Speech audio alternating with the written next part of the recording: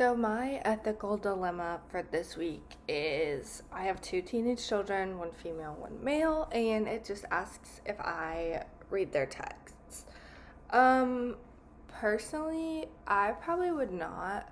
I hope by the time that I have teenage kids that I would have raised them enough and know them enough to be able to trust them in the fact that I wouldn't have to do that.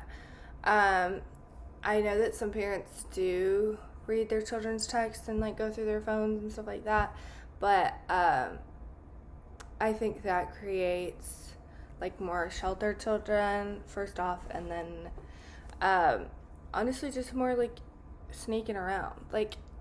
I would feel if I had two teenage kids, I would want them to be honest and open with me, and feel like they can come talk to me about things in situations where they need to, you know what I mean? So um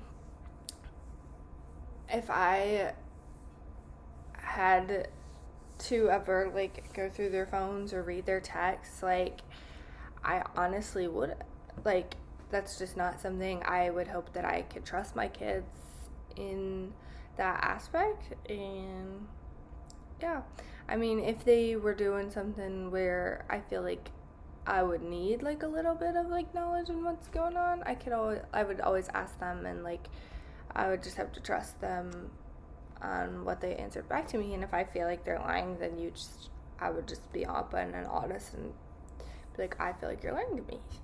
I think that's pretty much all I would do. I would honestly not read their texts. That's their personal privacy.